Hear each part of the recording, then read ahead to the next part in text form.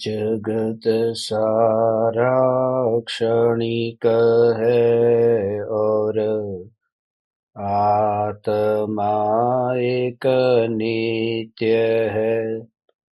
आत्मा का अनुभव बस एकमात्र नित्य है।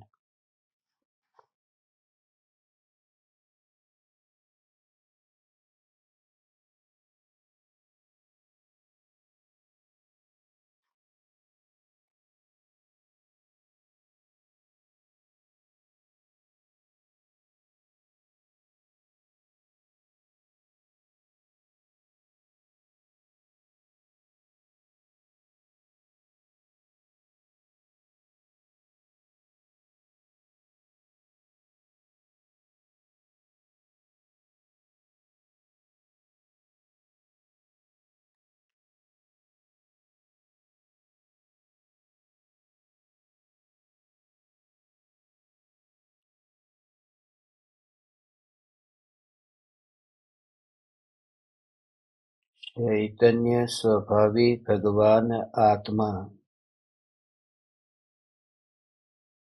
अनादि अनंत शुद्ध चैतन्य मात्र है। ज्ञान मात्र है।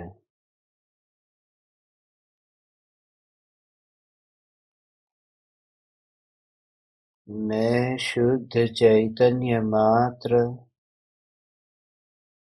ज्ञान मात्र, भगवान आत्मा हूँ। प्रति समय यह जागृति बनी रहे। इस जागृति का नाम धर्म है।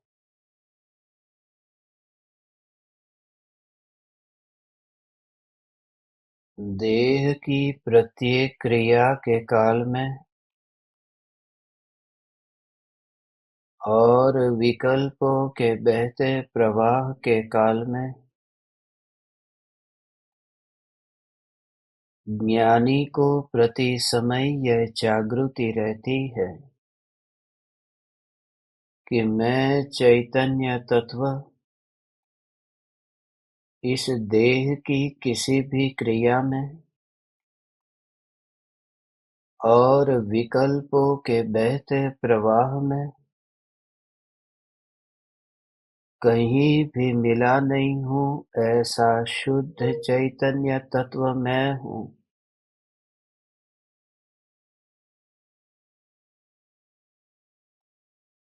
प्रति समय स्वयं की शुद्ध चैतन्य सत्ता का बोध आत्म जागृति ही धर्म है।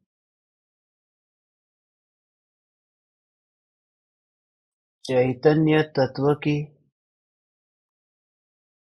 स्व-संवेदन प्रत्यक्ष निर्विकल्प अनुभूति होते ही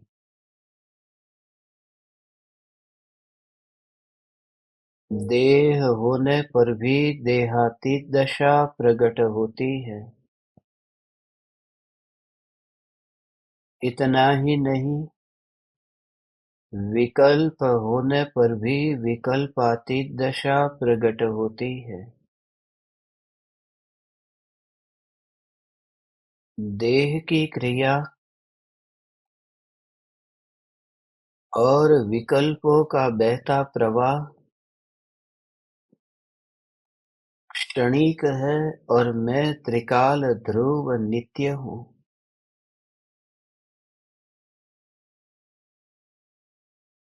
नगर नित्य न्यायक देव का दर्शन उसे ही होता है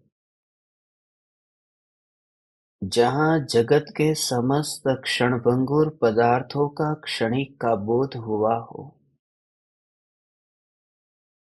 संयोगों में ही नहीं, संयोगी भावों में भी, जहाँ परिणाम मात्र को एक श्रेणी में देखा हो, वही जीव परिणाम से पार अपरिणामी न्यायक देव तक पहुँचता है।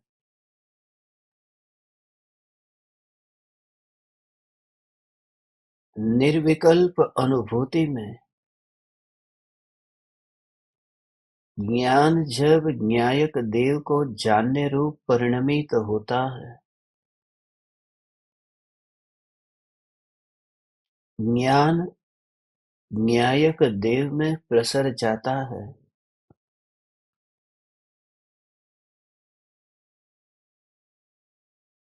क्योंकि अपना ही परिणाम अपने को जानने रूप परिणमित हो सकता है। विकल्प ज्ञायक देव को जानने रूप परिणमित नहीं हो सकते।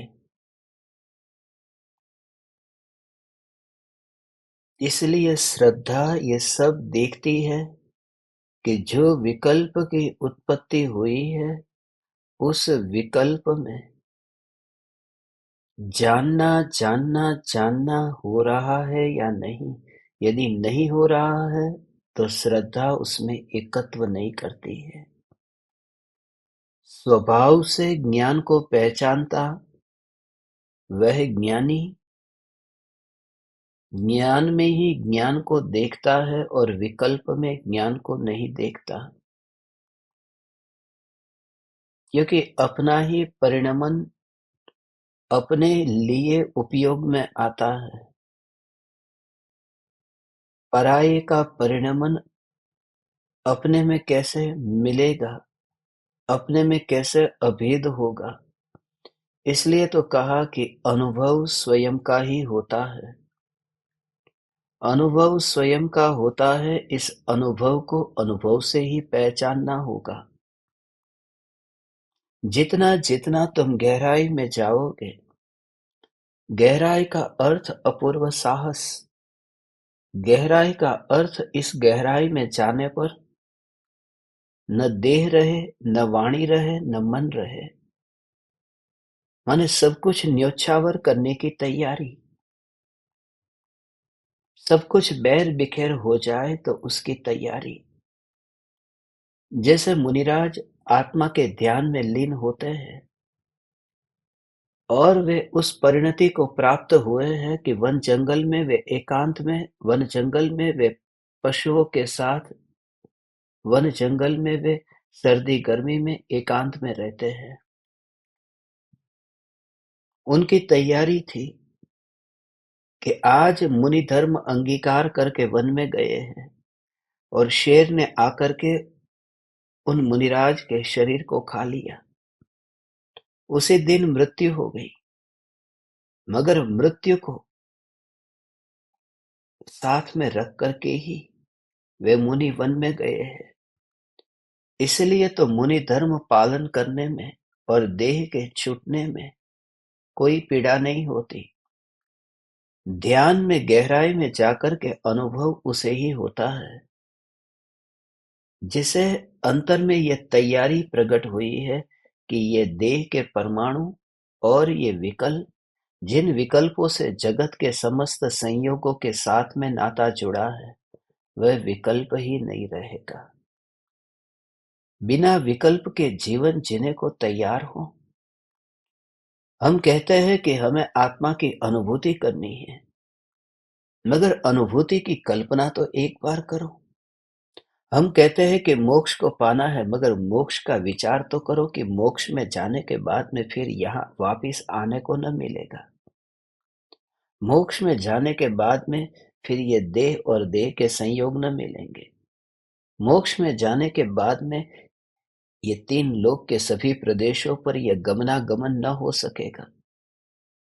अनंत काल के लिए एक ही जगह पर फिर अचल हो जाना, क्या ये तैयारी है? थोड़ा विचार करोगे तो भी समझ में आएगा। अभी तुमसे ये कहे कि मोक्ष के लिए एक बस जा रही है, उस बस में बैठ जाओ, अभी बैठ जाओ, मगर सोचो मत। एक शर्त है कि वहां से वापिस आने को न मिलेगा। तो विचार आता है, एक बार मैं अपनी पत्नी से मिल लूं, एक बार बच्चे से मिल लूं, एक बार दुकान पर जाकर देख लूं। वह भाव कहीं ना कहीं छुपा है और अंत में इतना भाव भी आ जाता है कि एक बार मैं वितरागी परमात्मा को याद कर लूं, एक बार मैं सदगुरु देव को याद कर लूं, एक बार गुरु के चरण में झुक तो जाऊं कि जिनके कारण ये मोक्ष मुझे प्राप्त हो रहा है। मोक्ष की ऐसी कोई बस होती नहीं है, ये तो सिर्फ तुम अपना निरीक्षण करो उसके लिए कहा कि मुफ्त में यदि मोक्ष मिलता हो तो भी अभी लेने को तैयार नहीं है। सुनते हैं कि मोक्ष चाहिए, मगर भीतर में उतनी तैयारी भी अभी हुई है या नहीं। और जहाँ मुफ्त में मोक्ष मिलता हो तो भी इतना विचार करता हो, वह जीव पुरुषार्थ करके, अनंत पुरुषार्थ करके देहातीत कब होगा? ये सब आत्मनिरीक्षण है, ये स्वयं का ही निरीक्षण है। यहाँ किसी और को दिखाना नहीं है। यहाँ सम्यक दर्शन मेरा ध्येय है, मिथ्या प्रदर्शन मेरा लक्ष्य नहीं है। इसलिए अपने ही परिणामों की जांच करें। यदि आपको ऐसा लगता है कि इतने वर्षों से सुनने के बाद भी यदि आपके आत्मा में कोई आध्यात्मिक क्रांति घटित नहीं हुई, क्योंकि आध्यात्मिक क्रांति की नींव ही नहीं डाली गई। आध्यात्मिक क्रांति की नींव है पूरी तरह से चैतन्य तत्व का निर्णय, निश्चय कि यही है। अनुभव हुआ या न हुआ, मगर निर्णय भी तो हुआ या नहीं हुआ, उसका तो विचार करो। जो गुरु आत्म स्वरूप में लीन हुए हैं, जो मुनि आत्मा के ध्यान में लीन हुए हैं, उन्होंने इन परमाणुओं को खुला छोड़ दिया है। जैसे कोई अपने खेत के चारों ओर बाड़ लगी थी और उस बाड़ को हटा दिया। अब पक्षी, अब पशु उस खेत में जा सकेंगे। चारों ओर जहां बंधन था उस बंधन को हटा दिया। अब वे पक्षी आकर के वहां पर घास चरेंगे। खेत में जो उगा हुआ पाक है उसे भी खा जाएंगे। जब उस बाड़ को निकाल दिया तो तैयारी कैसी थी? ऐसी तैयारी अभी आई है कि सभी ओर से वाड़ को हटा देना अर्थात इस देह के अनंत परमाणुओं का इसी प्रकार से बैर बिखेर होना, जंगल के जानवर आकर के इसे खा जाए या फिर प्रकृति इसे और तरह से परिणमित कर दे। ये शरीर के परमाणु जो वर्तमान में है, उतनी तैयारी के कोई दूर नहीं गए। अभी ये राख होकर के गंगा में बहते हो तो भी मेरे से दूर कहाँ गए? दूर वाला विकल्प ही नहीं आएगा। सत्य तो यह है कि अनुभूति जहाँ अंतर में हुई है, स्वरूप में उपयोग ढला है, उस जीव को ये देह छूट जाएगा ये भाव ही नहीं आता।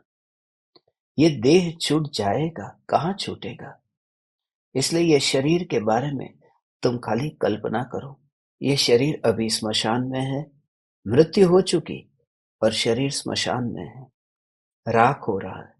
परिवारजन उसे घड़े में भर करके गंगा तक लेके जा रहे हैं। गंगा में इस राख के परमाणु बह रहे हैं, दूर जा रहे हैं, दूर जा रहे हैं। थोड़ी देर पहले तो मेरे पास में ही थे, अब ये दूर जा रहे हैं। यदि ऐसा भाव आता है कल्पना में कि ये देह के परमाणु भगवान दूर जा रहे हैं, तो समझना कि ये देह में ही बैठे हो। देह में न बैठने का भाव यह है कि कोई परमाणु मुझसे दूर नहीं जाता, क्योंकि दूर जा रहे हैं इस विकल्प में निकटता सिद्ध हो जाती है। इसलिए इस देह के परमाणुओं को गंगा में बहते हो तब ये भी भाव न आए कि ये परमाणु मुझसे दूर जा रहे हैं। मात्र ज्ञान ज्ञान ज्ञान ज्ञान में ही इतनी व्यस्तता, बस ये मनुष्य जीवन की सार्थकता है। मुनिवर राम से आज इस अपूर्व अभेद निर्विकल्प ध्यान के बारे में महिमा गाते हैं, गुणगान गाते हैं। गुणगान गुरु के तो गाते ही है, मगर उन गुरु के चरण में जो झुक गई है, ऐसी गुरु की दीवानी, गुरु की मस्तानी, उस मीरा के बारे में भी मुनिवर राम सिंह गुणगान गा रहे हैं। कौन है वह दीवानी जो गुरु के चरण में झुकी है? मगर गुरु के चरण में झुकने से पहले गुरु तो समझ ले कि वे गुरु कौन है। वे गुरु है कि जो अपने में ही अभेद और निर्विकल्प हो गए। वे गुरु है जिनका अनंत वैभव अपने में ही खर्च हो रहा है, अपना धन अपने में ही खर्च हो रहा है, अपनी ये ज्ञान ज्ञान ज्ञान की ज्योति से स्वयं प्रकाशित हो रहा है। इसी का ही पूरी तरह से टल जाना और कहीं पर भी और कुछ भी न दिखाई दे। अपना ही ज्ञान अपने को जानने रूप परिणमित हो। जितने जितने सूक्ष्म विकल्प तुम्हें आएंगे इस साधना मार्ग में, ये साधना और कुछ भी नहीं है। जिसे हम इग्नोरेंस कहते हैं, वह अज्ञान जिसे कहते हैं, इग्नोरेंस, उसको छोड़ने का एक ही उपाय है, इग्नोर करते जाओ। इग्नोरेंस है उसको भी इग्नोर करो। जो अज्ञान है उस अज्ञान को भी ज्ञान में मत लाओ। उसका ज्ञान के साथ में संबंध नहीं है। अज्ञान कभी मुझसे मिला नहीं। तो जितनी धारणा बंधी हुई है ना, मेरा मनुष्य भव मिला है, ये भव छूट जाएगा तो फिर अगले जन्म में कहाँ जाऊंगा, तो संयोग का विचार कब तक करता रहेगा? संयोग और संयोगाधीन दृष्टि कब तक रहेगी? जाग, इतना ही कि बस मनुष्य देह छूटता ही नहीं है। ज्ञान की अनुभूति में मनुष्य का देह छूटता नहीं है। ये परमाणुओं का बंधन है, मगर बंधन और बंधन में ज्ञान को अलग कर देता है। ज्ञान उसमें पकड़ में नहीं आता, उस बंधन में ज्ञान पकड़ में नहीं आता। बस ऐसे ही इस ज्ञान की रचना को, एक अखंड रचना को अनुभव कर। अखंड ज्ञान की रचना का भाव समझते हो? भाव ये है जैसे एक एनवलप है। एनवलप में एक ओर से गम चिपकाया हुआ है, दूसरी ओर से एनवलप है वह कोरा है। उसे हम चिपकाना चाहते हैं, थोड़ा पानी वाला किया, थूक वाला किया, उसे हमने गीला किया, फिर बंद किया, वो चिपक गया। वह चिपक गया, मगर जो चिपकना हो गया न, चिपकना हुआ वह किसका हुआ? एनवलप चिपक गया न, कागज कागज के साथ में चिपक गया न, मगर वहां जो आकाश था वह तो नहीं चिपका न। क्यों नहीं चिपका आकाश और कागज ही क्यों चिपका? फिर उस एनवलप को एक जगह से उठा करके फिर दूसरी जगह ले जाओ तो आकाश तो उस एनवलप के साथ में नहीं जाएगा न। लिफाफे को उठा करके तुम लेकर के गए, मगर आकाश को न ले जा सके। वह बंधन हुआ, वो बंध हुआ। एक और कागज है, दूसरी और कागज है। एक और गम वाला था और दूसरी और कोरा था, मिलाया, चिपक गया, मगर आकाश नहीं चिपका। उसका कारण है क्योंकि एक ओर से चिकना, एक ओर से रूखा, उन दोनों का मिलन हुआ, एक क्षेत्राव का संबंध हुआ, वहां पर ही दोनों मिल गए। मगर आकाश न चिकना है, न आकाश रूखा सूखा है, इसलिए आकाश के साथ में चिपकना होगा कैसे? ऐसे ही अपनी ज्ञान सत्ता को अलग कर दे। जैसे आकाश को समझ करके अलग कर सकता है, जैसे आकाश के बारे में तेरी श्रद्धा है कि आकाश में कोई भी गम हो, फेविकॉल हो, वह आकाश के साथ में चिपक नहीं सकता। वस्तु वस्तु के साथ में चिपक सकता है। हाथी और हाथी वो फेविकॉल से चिपक सकते हैं, चिपक भी जाए, मगर आकाश नहीं चिपक सकता। ऐसे ही तुझे ये देखना है, क्योंकि जिसके स्वभाव में चिपकना हो वही चिपक सकता है। और स्वभाव माने चिकना और सूखा, उसमें ही चिपक सकता है। तो ये जो अनंत परमाणु है, ये हाथ है, ये सिर है, ये पूरा देह जो है, उसमें अनंत परमाणुओं का ये बंधन है। ये जो चिपकना हुआ है, मगर जैसे वहां पर लिफाफा ही चिपक सकता है, स्पेस आकाश नहीं चिपक सकता, खाली जगह नहीं चिपक सकती। ऐसे ही अपने ज्ञान को देख कि ज्ञान अभी भी चिपका हुआ नहीं है इन परमाणुओं से। एक ज्ञान की ही अनुभूति, मन तूने ज्ञान को निकाल लिया। उस ज्ञान को अलग से अनुभव करना, वह कैसे समझ में आएगा, उसका थोड़ा गहराई में जा। जैसे यहाँ पर लिफाफा चिपका हुआ है और लिफाफे को जैसे तूने दूर किया और यहाँ आकाश को तूने अनुभव किया कि ये खाली जगह तो है। यहाँ नाश न हो गई खाली जगह उस लिफाफे के चले जाने से। उसका तू अनुभव करता है। कैसे तू अनुभव करता है? अनुभव करता है क्योंकि तू उस जगह पर बैठा हुआ है। यही तो प्रमाण है। प्रमाण है। जैसे एक मकान है, उस मकान के मध्य में मैं हूं और मकान गिर गया, मगर उस मकान ने खाली जगह को गिराया नहीं है। दीवारें गिर गई, छत गिर गई, मगर खाली जगह न गिरी और मैं वहां उस मकान में हूं। कोई आकर के पूछे कि बच गए तुम, कि हाँ मैं बच गया। मकान गिर गया। आकाश मर गया या नहीं मर गया? नहीं मर गया। क्यों नहीं मर गया? क्योंकि मैं जो यहाँ पर खड़ा हूं ये तो प्रमाण है। यदि आकाश ही नहीं होता, यदि खाली जगह न होती तो मैं यहाँ रहता कैसे? तो खंडहर होने पर भी उस जगह पर जो मैं खड़ा हूं, मेरा अस्तित्व जो है वह आकाश को सिद्ध करता है। ऐसे ही इस देह के परमाणुओं में ऐसा निरीक्षण कर कि ये परमाणु का बैर बिखरना होगा, मगर फिर भी जो सत्ता स्वरूप अनुभव में आ रहा जो ज्ञान है, उस ज्ञान का बिखरना न हुआ। यही जानन जानन जानन जानन जानन धारा है। यही ज्ञान है। इसलिए तो इन परमाणुओं को बैर बिखेर होता हुआ देखता हो, तब गंगा में उड़ते हुए ये राख के परमाणु उसको जानने रूप परिणमित नहीं देखता न। वे उड़ गए, मगर मेरा होना तो रहा न। ये जो ज्ञान का होना है, उसमें ही अनुभव करना। जैसे वहां व्यक्ति अनुभव करता है कि आकाश है, खाली जगह है, वह नष्ट नहीं हुई, ऐसे ही ये अनुभव करना है। खाली जगह है, वह नष्ट नहीं हुई, ऐसे ही ज्ञान है। क्यों? खाली जगह है, उसका प्रमाण क्या? उसका प्रमाण यह है भगवान, उसका प्रमाण यह है क्योंकि मैं वहां खड़ा हूं। यहां पर ज्ञान है, उसका प्रमाण क्या? ये देह के बिखरने पर भी मैं नहीं बिखरने वाला, उसका प्रमाण क्या? उसका प्रमाण है कि मैं यहां पर हूं। ये जो जानने में आ रहा है, यही तो प्रमाण है कि मैं बिखरा नहीं। मैं बिखरा नहीं। ये जानन जानन जानन यदि देह से समझ में ना आए तो भोजन के परमाणुओं से समझ लो, बाल के परमाणुओं से समझ लो, नाखून के परमाणुओं से समझ लो। रोटी जो खाई, पेट में गई, दूर गई, फिर भी यहां जानन धारा चलती रही।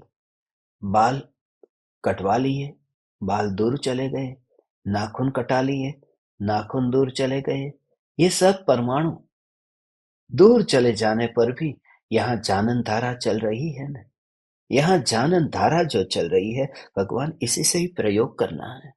तो इसी प्रकार के यदि प्रयोग करता है तो फिर तो इस देह के परमाणु को भी वही रोटी, बाल, नाखून, मल मूत्र आदि सब परमाणुओं की तरह तो इस देह को भी देख सकेगा कि ज्ञान की जानन जानन धारा इन परमाणुओं से कोई संबंध नहीं रखती। उस दशा का ही नाम देहातीत दशा है। अभेद हुए बिना देह से भेद विज्ञान नहीं हो सकता। पर द्रव्य से भेद ज्ञान तभी होता है जब अपने अभेद पने का स्वीकार होता है। स्वीकार होता है, नहीं तो पता नहीं कब क्या हो जाए। अपनी अभेदता का स्वीकार कर, तो फिर पर से अब लड़ा जा सकता है। अपनी अभेदता का स्वीकार। जैसे भारत देश है, गुजरात है, राजस्थान है, महाराष्ट्र है, ये सब राज्य है और पाकिस्तान देश है। कश्मीर भी भारत का राज्य है, पश्चिम बंगाल भी भारत का राज्य है। तो भारत देश पाकिस्तान से तो बिल्कुल भेद रूप है, जुदा है। मगर भारत देश में जो गुजरात और राजस्थान है, ये भेद रूप नहीं है, ये अभेद है। तो क्या समझना है? देश का नाश दो प्रकार से हो सकता है।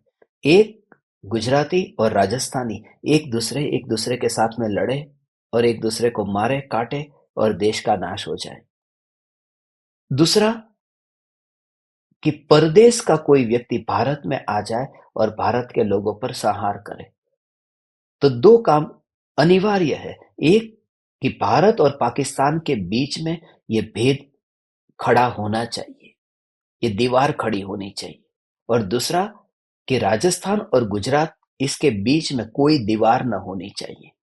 हम सब भारतीय, माने अपने अंदर में कोई भेद न करना और पराये और अपने बीच में अभेद न करना, माने भेद करना। माने आत्मा में जो ज्ञान, दर्शन, चारित्र, सुख, वीर्य, श्रद्धा, ये जो गुण है, ये आत्मा के ही प्रदेश है। उनको आत्मा के राज्य की तरह लो, उसमें भेद मत करना। तो मेरी जो सत्ता है वो अनंत गुणों का मैं अभेद हूं। मैं अनंत गुणों का अभेद हूं और पर द्रव्य से पूरी तरह से भेद रूप हूं। तो अंत में दो बात करनी है, अपने में भेद न करना, पर में भेद न करना। फिर से कहता हूं, अपने में भेद न करना, पर में भेद न करना। और तीसरी बात, अपने और पर के बीच में भेद करना। अपने में भेद न करना अर्थात गुजरात, राजस्थान, महाराष्ट्र, उसके बीच में भेद न करना। पराये में भेद मत करना, माने पाकिस्तान, अफगानिस्तान, तुर्कमेनिस्तान, इनमें भेद मत करना, ये सब एक ही जाति के। तो अपने राज्य में भेद न करना और पराये देश में जितने भी देश है उसमें भेद न करना। और फिर अपने और पराये इन दोनों के बीच में भेद करना। तो क्या कि अपने अनंत गुण है उसमें तो भेद नहीं करना। और ये शरीर है, ये कपड़े है, ये दीवार है, तो ये जो पुद्गल पदार्थ है उसमें भेद नहीं करना। ये सब एक ही कैटेगरी है। परदेश में भेद न करना। इसलिए कृपालु देव जो कहते हैं ना कि वैभव, वैमानिक देव की रिद्धि और रजकण, ये सब उसमें भेद नहीं करना। पराये में भेद न करना और अपने में भी भेद नहीं करना। अपने और पराये के बीच में भेद करना। स्व पर के बीच में भेद ज्ञान। वो भेद ज्ञान तभी हो सकता है जब अपने अंतर में अभेद अनुभूति हुई हो, जब अपने पर पूरी श्रद्धा हो, अपनी अखंडितता पर श्रद्धा हो। तभी ये हो सकता है कि मैं चैतन्य तत्व ये खंडित नहीं होने वाला, मैं अखंड हूं और पर द्रव्य मेरे भीतर आ नहीं सकता। अपने अनंत गुण अपने आत्मा में से बाहर निकलकर बैर बिखेर नहीं होंगे। कैसा अद्भुत स्वरूप है भगवान! हे ज्ञान दीपक, ये अद्भुत स्वरूप है कि अनंत काल से पुरुषार्थ की कमजोरी कितनी थी, कितने राग द्वेष हुए, कितने विकार हुए, कितना परिभ्रमण हुआ, पंच परावर्तन हुआ, फिर भी एक भी परमाणु मेरे प्रदेश में आया न आया ने। कैसा ये चैतन्य किला है जहां पर परमाणु प्रवेश नहीं कर सकता। अनंत देह धारण किए और छोड़ दिए। कहाँ किए धारण? क्योंकि चैतन्य प्रदेश में कुछ धारण नहीं होता है। ऐसा में चैतन्य पुरुषार्थ की कमजोरी होने पर भी परमाणु चैतन्य प्रदेश में, चैतन्य महल में आते ही नहीं है। ये ज्ञायक देव की महिमा। मैं ज्ञान स्वरूप था और ज्ञान स्वरूप हूं। कोई भी परमाणु पुरुषार्थ कमजोर होने से क्या हो गया? नहीं तो निगोदिया का शरीर फिर कभी छूटता ही नहीं, नारकी का शरीर छूटता ही नहीं। फिर वो नारकी का शरीर, भूतकाल का इतिहास बुरा था कि नारकी का शरीर जो था वो बिल्कुल कुरूप शरीर था, दुर्गंधमय शरीर था। ऐसा जो नारकी का शरीर फिर सिद्ध भगवान को तकलीफ देना चाहिए?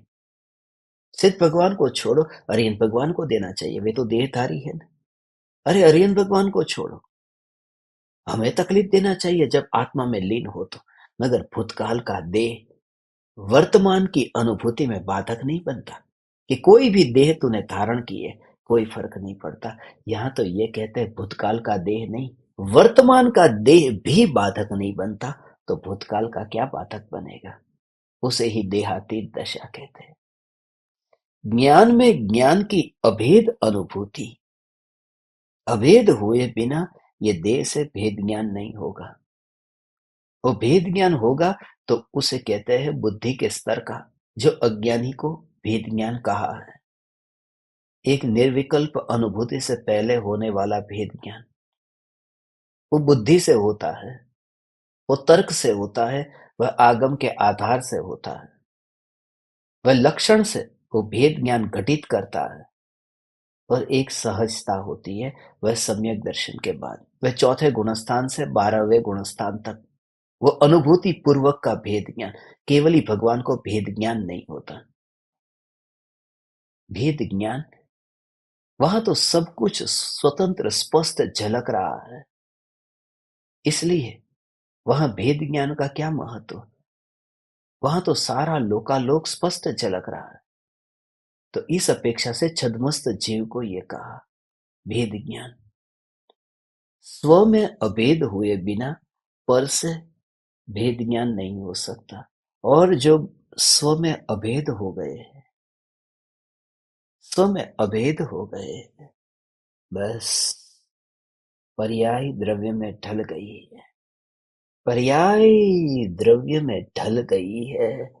ऐसे ज्ञानी गुरु की शरण में जाना और तू संसार से तिर जाएगा। बहुत सूक्ष्म भाव है इसका। पर्याय द्रव्य में अभेद हो गई है, ऐसे ज्ञानी गुरु के पास में जाना, तेरे अंदर वह घटित होगा। न वे तेरा कुछ लेंगे, न उन्हें तुझा कुछ चाहिए, न वे तेरी ओर देखेंगे। उनकी दृष्टि सम्यक दृष्टि है। इसे ऐसे समझ ले कि ये द्रव्य है और ये पर्याय है। अब ये पर्याय द्रव्य में अभेद हो गई, यह पर्याय द्रव्य में अभेद हो गई, अभेद हुई, अभेद हुई, अभेद हुई। अब कोई शिष्य आता है, अब गुरु के चरण में मस्तक झुकाता है, गुरु को गुरु दक्षिणा देता है। गुरु आशीर्वाद नहीं देते। क्यों आशीर्वाद दे? क्यों आशीर्वाद दे? आशीर्वाद देने वाली पर्याय है, और वह पर्याय यहाँ व्यस्त है। जिस हाथ से आशीर्वाद दिया जाता है वह हाथ तो यहाँ पर पकड़ के रखा है। इस हाथ ने तो हाथ को पकड़ के रखा है। पर्याय तो द्रव्य को पकड़ लेती है, उसके बाद में शिष्य के साथ में वह पर्याय जुड़ती नहीं है। इसलिए यदि कोई कहे कि लो मैं आपको कुछ दान में देता हूं, तो ये हाथ वहां फैलेगा कैसे जो हाथ यहां पर ऑलरेडी एंगेज है, ऑलरेडी वहां पर व्यस्त है। वो व्यस्त है, वो हाथ कुछ लेगा कैसे? इसलिए ये कहा, वही तो मस्ती है। अभेद हुए गुरु की शरण में जाने वाली वह शिष्यानी, जो अभेद है ऐसे गुरु की शरण में जाने वाली। ये दोहा है मीरा को, मीरा की अंतर की मस्ती को व्यक्त करने वाला। ये मीरा के बारे में कहा जा रहा है, जो वास्तव में कहा नहीं जा सकता। इस दोहे को हम पढ़ते हैं, 174वां दोहा है। तुम्हें इतना अहोभाव आएगा कि कितनी सूक्ष्म गहराई में जाकर के मुनिवर रामसी ने स्त्री को समझा है। दोहा पढ़ते हैं 174।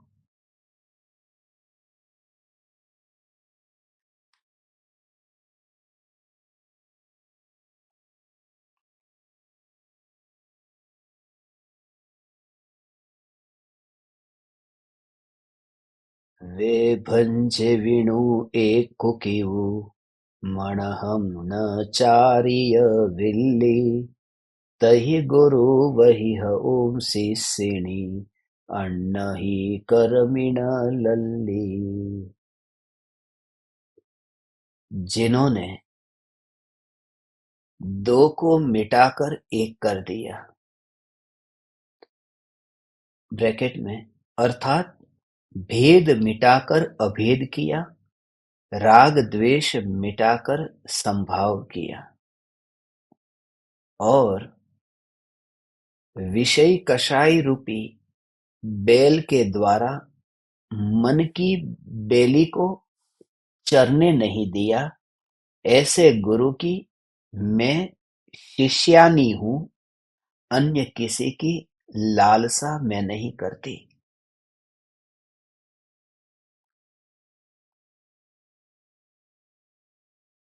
इस दोहे को समझने के लिए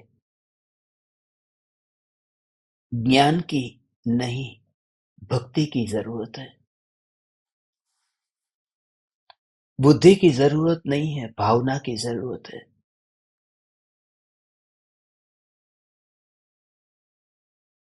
इस दोहे में शिष्यानी लिखा है, शिष्य नहीं लिखा है। इसलिए मैंने खास कहा, मीरा की बात कही, वरना और भी बहुत कुछ, बहुत लोग इतिहास में हो गए, मगर मीरा की जो भक्ति थी वह भक्ति निराली भक्ति थी। मीरा का जो श्री कृष्ण के प्रति जो प्रेम था, वो प्रेम बिल्कुल अलग ही लोक का था। मीरा के ऊपर मुझे बहुत समय बोलना था, बहुत कुछ कहना था। मीरा के ऊपर सत्संग रखने थे, मगर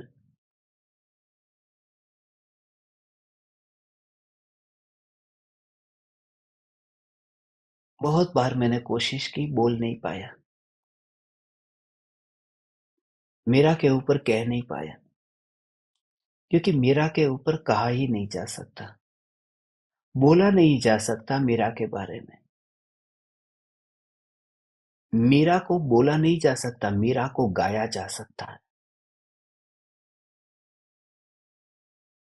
मीरा को बोला नहीं जा सकता, मीरा को नाचा जा सकता है।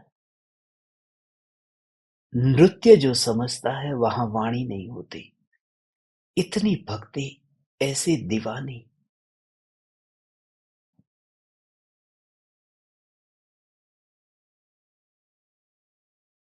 वहां जहां भक्ति है,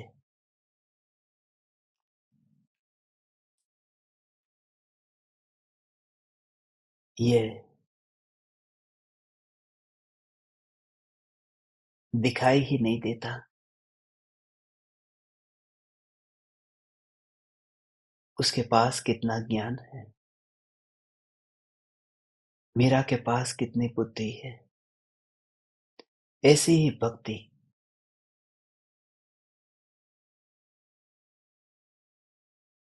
श्याम पिया मोरे रंग दे चुनरिया, ऐसे तू रंग दे कि रंग नाही छूटे, धोबिया धोए चाहे सारी उमरिया।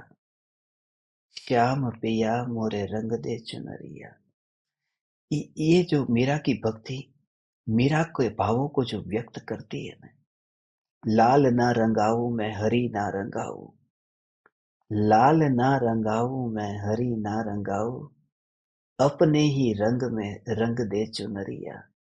श्याम पिया मोरे रंग दे चुनरिया।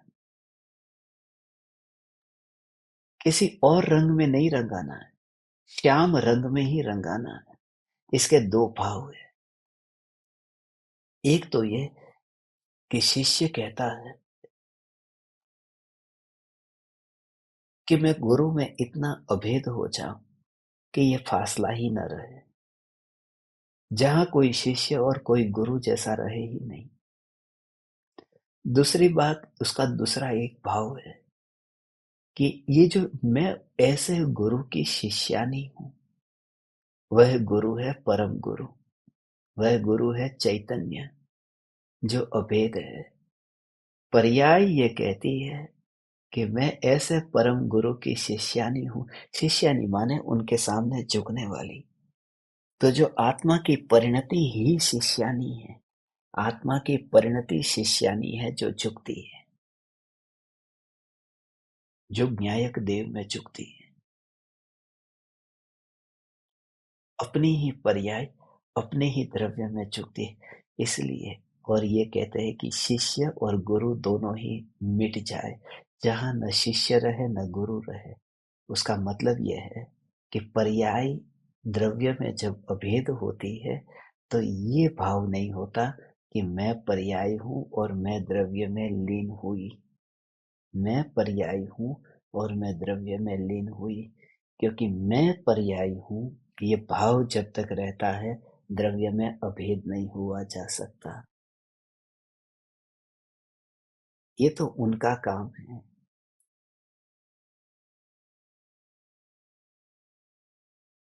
जब मरने को तैयार है तब वो मिलता है। लोक में ये कहते हैं ना, तुझे स्वर्ग भी चाहिए और यहाँ से मरना भी नहीं है, कैसे मिलेगा स्वर्ग? ऐसा ही है ये। पर्याय अपनी पर्याय की अक्कड़ता भी न छोड़े और त्रिकाली ध्रुव भी पाना है तो पर्याय को त्रिकाली ध्रुव नहीं मिलता। पर्याय को त्रिकाली ध्रुव तब मिलता है जब वो मरने को तैयार हो जाती है, और मरने को तैयार माने पर्याय पर्याय को भूल गई है। भक्ति इसी का नाम है। भक्त ये भूल जाता है कि मैं कौन हूं। इसी का नाम भक्ति है कि भगवान में लीन हो गई। मीरा मर ही गई थी, ऐसी दीवानी थी। और मीरा की भक्ति ऐसी ही नहीं है। बहुत से पंडित ये बात मानने को तैयार नहीं है, मगर मीरा के बारे में ये सच है कि मीरा पूर्व भव में श्री कृष्ण की जो गोपियां थी, उन गोपियों में सबसे नजदीक की गोपी थी, वह मीरा थी। उसका नाम ललिता था। और इसका वर्णन मीरा ने खुद अपने शब्दों में किया है। बहुत से पंडित ये बात नहीं मानते, मगर पंडित माने या न माने उससे मुझे क्या फर्क पड़ता है। मैं तो मीरा की बात को मानता हूं। मीरा ने जो कहा वो मानता हूं।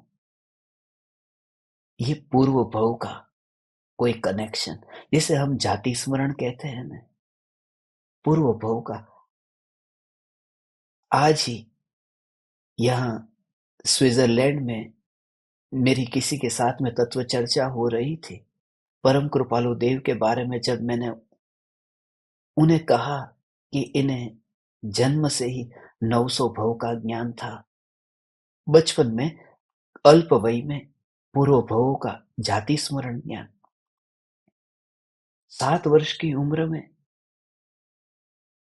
मगर जब मैंने उनको यहाँ के वेस्टर्न फिलोसॉफी में भी उन पूर्व भवों के स्मरण का जो वर्णन है भूतकाल का, उसका नाम है देजावु करके।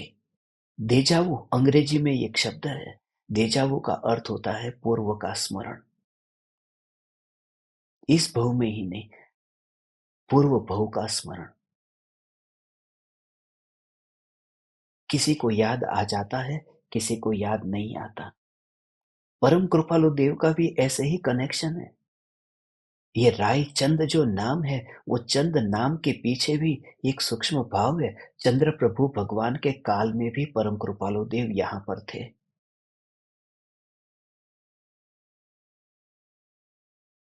पूर्व भव का जो कनेक्शन है, किसी को स्मरण में आता है, किसी को नहीं आता। नहीं तो पहली नजर में ही ये कैसे हो जाए? ये कनेक्शन है। आप में से बहुत से ज्ञान दीपक ऐसे हैं, हमारा पहली बार ही मिलन हुआ होगा, पहली ही मुलाकात में हमारा प्रेम हो गया। ऐसा कभी हुआ है कि आपने 2-4 महीने प्रवचन सुना और फिर थोड़ा बहुत जांचा, परखा, तो सुनार का वो पत्थर लेकर के कसौटी कर करके घिसने लगे कि बराबर पक्का है, सच्चा है, झूठा है? कुछ ऐसा किया? पहले दिन जो आपने सुना चैतन्य चैतन्य चैतन्य, कि आपको अंदर में वही, अरे यही तो मैं ढूंढ रहा था, ये क्या है?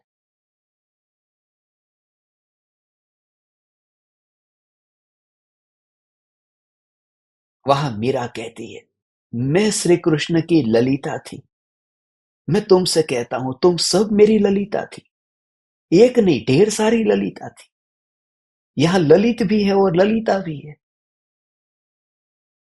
ये पूर्व भव का कनेक्शन। और बहुत से ज्ञान दीपक ऐसे वेवलेंथ ऐसी मिलती है, ऐसी मिलती है, एक कनेक्शन है, ऐसा मिल जाता है।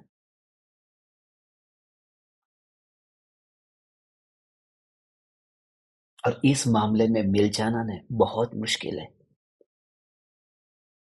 लड़का और लड़की के वो शादी से पहले वो देखते हैं ना, वो कुछ गुण होते हैं। कितने होते हैं? 25, 36, 36 होते हैं ना। जिन्होंने किए उनको पता। 36 गुण होते हैं, और 36 के 36 मिल जाए तो बोले कि बिल्कुल पक्का।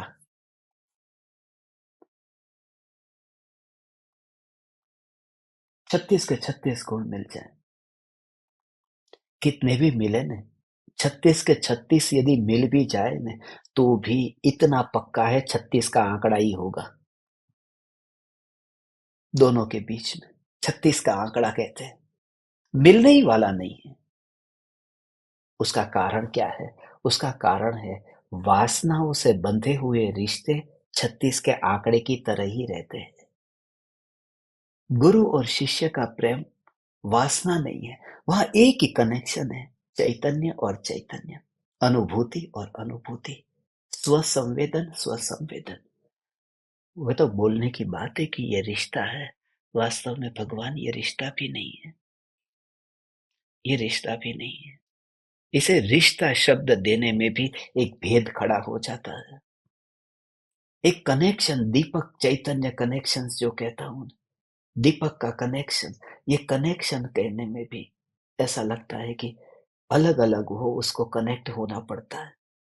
यहाँ तो जो अनुभव मुझे हो रहा है वही तुझे हो रहा है, फिर ये रिश्ता क्या?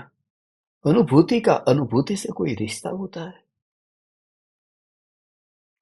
बस वही धर्म है, वही धर्म है।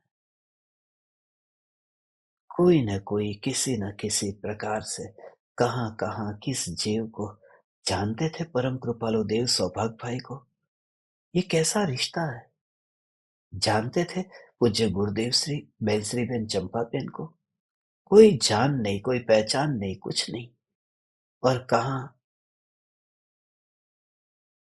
उमराला, कहा बेनश्री बेन, कोई कनेक्शन ही नहीं था। गांव अलग, कहा गुरुदेव, कहा निहाल चंद जी सोगानी, कहा पश्चिम और कहा पूरब, कहा सोनगढ़, कहा कलकत्ता, कोई कनेक्शन ही नहीं। मगर ये कनेक्शन क्षेत्र का, ये क्षेत्र की दूरी का नहीं है। ये जो बात है, ये अनुभूति की बात है। ऑटोमेटिक जिस जीव को सम्यक दर्शन होता है, उसे इस प्रकार के निमित्त मिल जाते हैं, मिल जाते हैं। कल रात को ही मैं एक ज्ञान दीपक से बात कर रहा था। उसे बहुत चिंता हो रही थी कि सम्यक दर्शन की प्राप्ति मुझे होगी या नहीं होगी। बहुत डर लगता है, सताता है डर। सम्यक दर्शन की प्राप्ति होगी या नहीं होगी। मेरे पास में एक चैतन्य तत्व के अतिरिक्त और कुछ भी नहीं है। जब भी मैं बोलता हूं, मेरी शुरुआत ही चैतन्य से होती है, मेरा अंत भी चैतन्य से। पहला शब्द चैतन्य, और अंत में भी चैतन्य चैतन्य चैतन्य। और ये रोज रोज बार बार सुन करके भी तुझे ये भाव आता है सुनने का। ऊब नहीं आती, थकान नहीं लगती,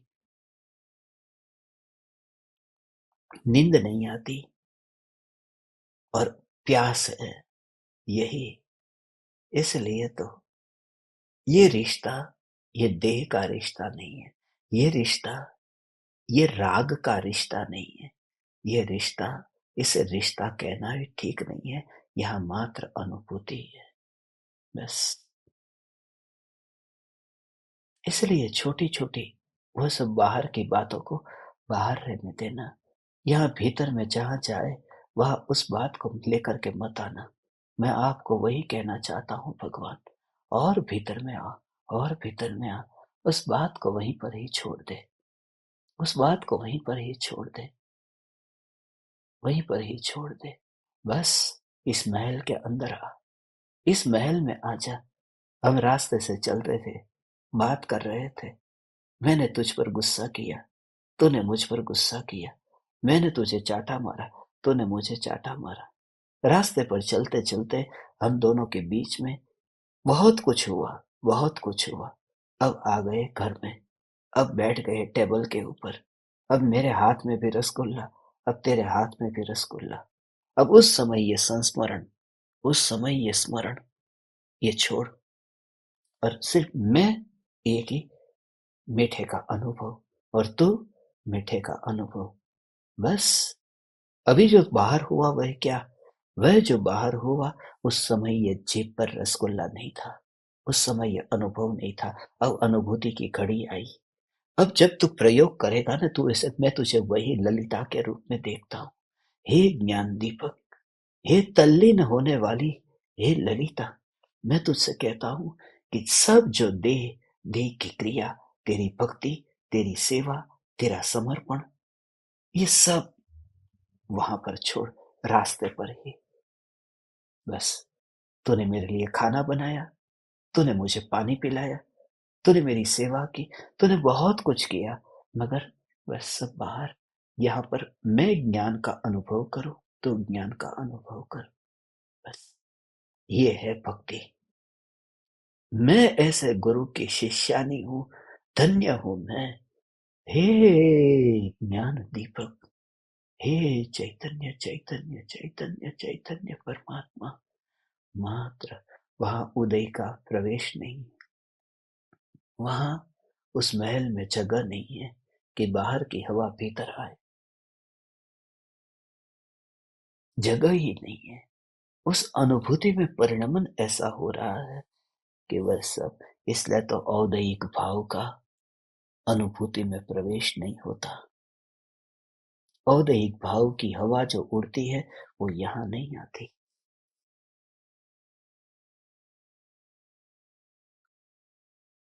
अभ्यास कर, यहाँ पहुंच, कर पुरुषार्थ,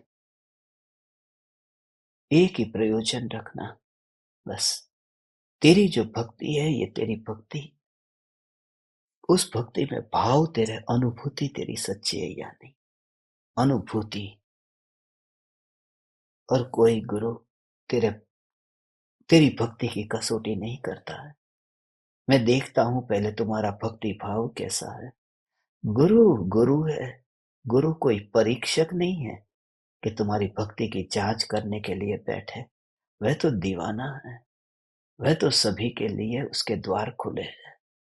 बस जिनके भावों में अपूर्व अपूर्व अपूर्व भक्ति का भाव जन्म हुआ है, वह दीवाना होकर के अपने में झुके, अपना ही अनुभव करें। ये श्री कृष्ण, ये मीरा, ये सदगुरु और ये शिष्यानी, उसका वर्णन किया। बस यहाँ यह जागृति, ये सब कहने के बाद मेरा यहाँ जन्म हुआ, तुम्हारा जन्म हुआ। मैं तुम्हारे बाद में यहाँ पैदा हुआ, मेरे बाद में कुछ और पैदा हुए, मगर उसका मूल्य क्या। यहाँ तो परिभ्रमण चलता है। यहाँ तो जो वृक्ष है वह कभी बीज बन जाता है, जो बीज है कभी वृक्ष बन जाता है। यहाँ पर तो परिभ्रमण चलता है। वहां किसे छोटा और किसे बड़ा कहूं। बस इसलिए मुझे एक समय के लिए भी न पुरुष देख, न तुझसे कम उम्र वाला देख, न मुझसे तो अपने को नीचा देख, न मुझसे अपने को न ऊंचा देख। सिर्फ अनुभूति मात्र, वहां तुझे एक अपूर्व ज्ञान मात्र का अनुभव होगा। वहां देह नहीं है। तू ये अनुभव करेगा कि देह कहाँ है। ज्ञान ही तो ज्ञान है, ज्ञान ही तो ज्ञान है। और ज्ञान का कोई गुरु होता है। ज्ञान किसी की शिष्या नहीं बनती है। ज्ञान और शिष्यानी, मैं ये भाव ना पाता हूँ। हे चैतन्य परमात्मा, तूने तूने तूने अपना समय दिया है। कहते हैं तुम मुझे खुद दो, मैं तुम्हें आजादी दूंगा। तुम मुझे समय दो, मैं तुम्हें समय सार दूंगा। मैं तुम्हें समय सार दूं, क्या दूं समय सार? तुम मुझे समय दोगे तो मैं तुम्हें कर्म का बंधन दूंगा और कुछ भी नहीं। तू समय दे इस चैतन्य को, चैतन्य को समय दे, चैतन्य को समय दे। यही तो बात है। ये चैतन्य चैतन्य चैतन्य जब निर्विकल्प आनंद आनंद आनंद का भोग होता है तो अतीन्द्रिय आनंद का सागर उछलता है। अतीन्द्रिय आनंद का सागर उछलता है। वो क्या बताता है मालूम है? वह अनुभूति अनुभूति वह अतीन्द्रिय आनंद का सागर उछलता है। वह कुछ और बताता है। वह उछलता सागर सागर उस बात को नहीं बताता कि देख सागर उछला, और वही द्रव्य दृष्टि का भाव समझता है। द्रव्य दृष्टि का भाव समझता है भगवान। उसका भाव यह है, अतीन्द्रिय आनंद आनंद उछलने में उछलने को नहीं बताया है। उछला ये बता करके ये कहा है कि कोई भी वस्तु तभी उछल सकती है जब अंदर पड़ी हो। माने आनंद पड़ा हुआ था वही उछला है। वह जो पड़ा हुआ था, पड़ा हुआ है, पड़ा हुआ रहेगा, यही चैतन्य है। आनंद उछला उसमें दम नहीं है। वह तो खबर देता है कि वो पीछे कोई पड़ा हुआ था। वही ध्रुव है, वही चैतन्य है। इसलिए अनुभूति होने पर अतीन्द्रिय आनंद का सागर उछलता है तो उछलते सागर में उस सागर की महिमा नहीं आती। वो सिद्ध हो चुका कि कुछ अंदर था, वही उछला है। सागर में लहर उठती है, खारी लहर उठती है। सागर में पानी ही नहीं होता तो उठता क्या? वह जो अतीन्द्रिय आनंद उछलता है वो ये बताता है कि मैं भगवान आत्मा आनंद स्वरूप हूँ, तभी तो उछला। और इस आनंद स्वरूप की जागृति ये धर्म का सार है भगवान। हे ज्ञान दीपक, हे चैतन्य परमात्मा, ऐसा आनंद स्वरूप। ये तो खाली एक इशारे से बता दिया। अतीन्द्रिय आनंद का सागर उछलता है, इशारा कर दिया। बताना चाहते हैं कुछ और कि उसके पीछे जो है वो टिका हुआ चैतन्य परमात्मा, यही मैं हूँ।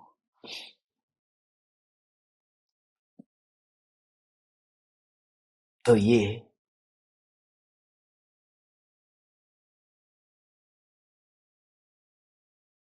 मुनिवर राम सिंह की भक्ति, शिष्यानी के गुणगान, कैसी अद्भुत अद्भुत अद्भुत।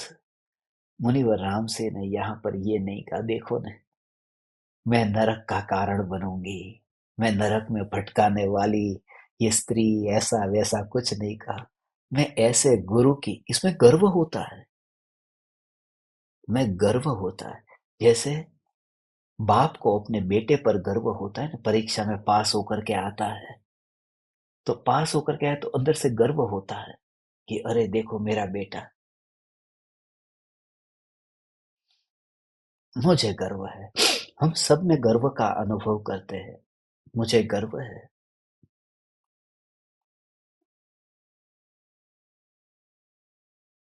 कि मैं भारत देश में जन्म लेने वाला, मैं भारतीय हूँ।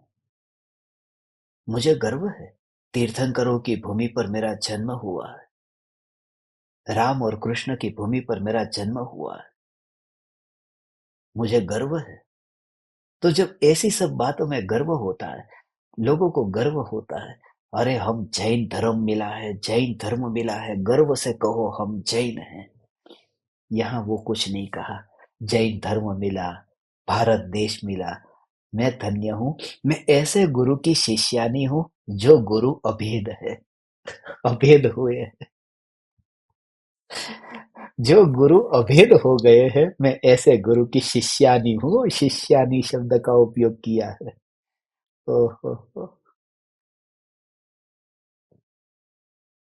बस। हे ज्ञान दीपक।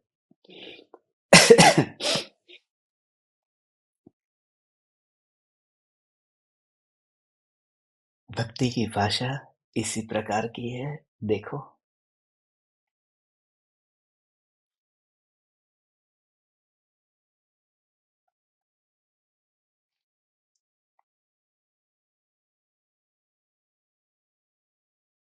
जिन्होंने दो को मिटाकर एक कर दिया।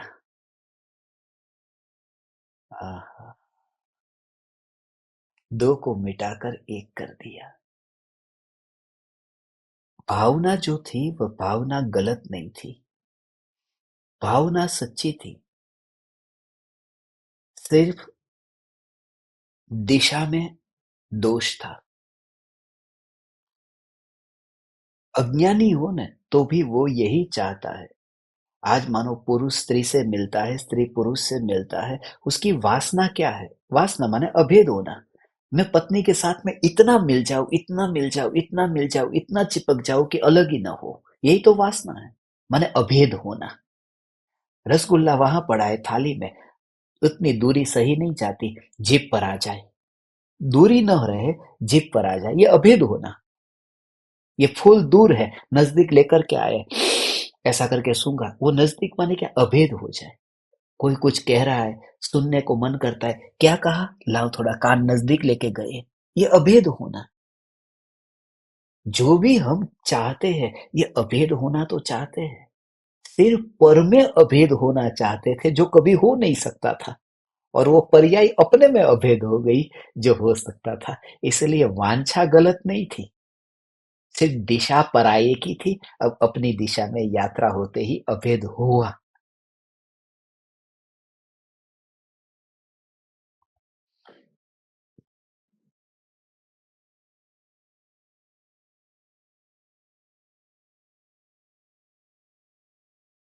अभेद होना, एक न रहना, बस।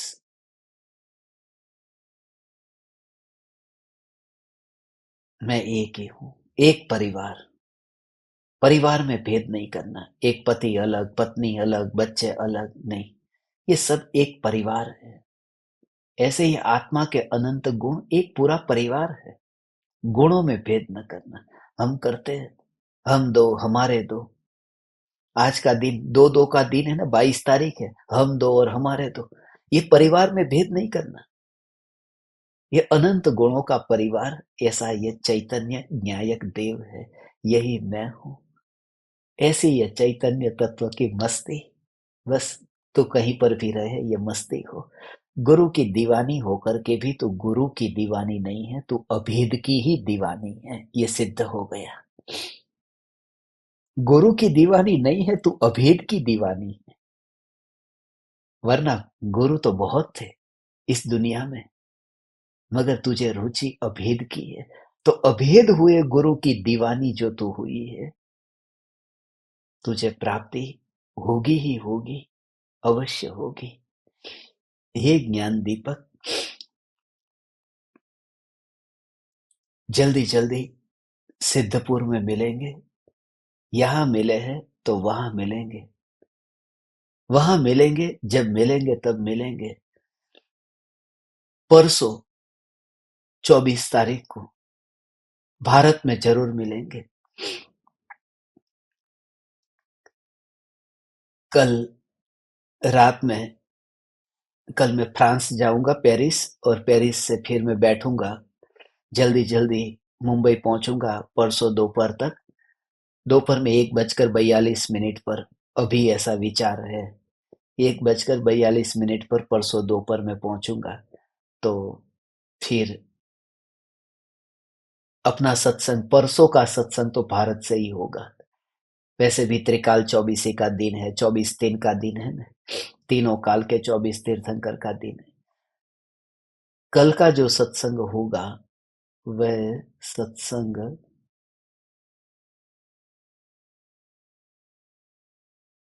आपको बता देंगे कितने बजे मुझे यहाँ से निकलना है, क्या है। तो ज्यादातर संभावना यह है कि सुबह ही सुबह अपन माने आपकी दोपहर के टाइम पे सत्संग हो जाएगा, तो फिर आगे पूरे दिन भर फिर चिंता नहीं होगी। और आज आपको जो प्रयोग करना है, प्रयोग में सिर्फ इतना ही जो मैंने आपको बताया।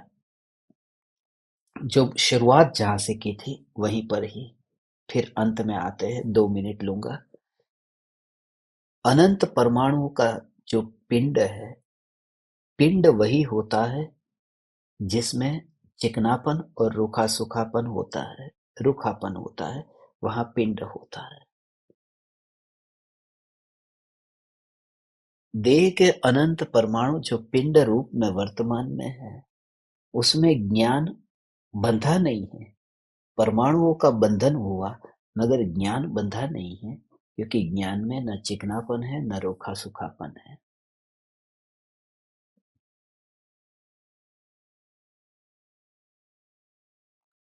ऐसा जो ज्ञान है, बस इसी ज्ञान में बंधन न देख करके मात्र जानना जानना जानना जानना यही हो रहा है। न राग न द्वेष। उस समय मात्र पानी को देख, किनारे को मत देख। ये दो किनारे, उसे मत देख, सिर्फ पानी को ही देख। और नदी जब बहती है और पानी, जब प्यासा व्यक्ति पानी पीता है तो कौन से गांव के किनारे पर वो खड़ा रह के पानी पीता है, भाव नहीं आता है ना। मात्र पानी और प्यास छिपी, किनारे को नहीं देखता, नगर को भी नहीं देखता। ऐसे ही इन परमाणुओं के पिंड में, माने ये 5 इंद्रिय के नगर में, और राग द्वेष अच्छा और बुरा ये भावों में जो नहीं मिलता, और जो जानन जानन धारा रूप प्रवाह बह रहा है इस ज्ञान में, ज्ञान का रस पीना, तो वहां याद नहीं आएगा कि कौन से भाव वाला और कौन से देह वाला ये ज्ञान है। मात्र ज्ञान की ही अनुभूति होगी। इसी ज्ञान की अनुभूति से ही धर्म है भगवान। ऐसे धर्म की प्राप्ति आप समस्त परमात्मा को हो। मैं अनंत अनंत अनंत अनंत प्रार्थना करता हूँ। प्रणाम। चैतन्य चैतन्य चैतन्य।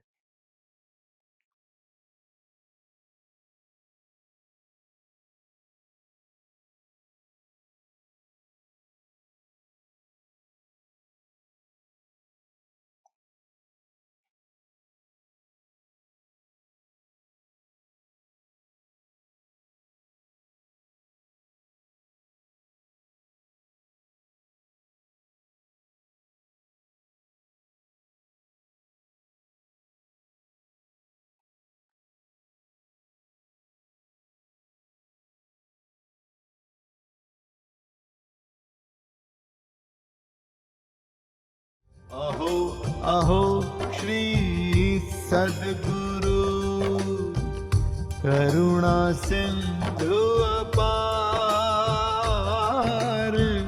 इस पामर पर प्रभु किया अहो अहो उपकार, अहो अहो उपकार। देह सहित जिनकी दशा, वरते देहा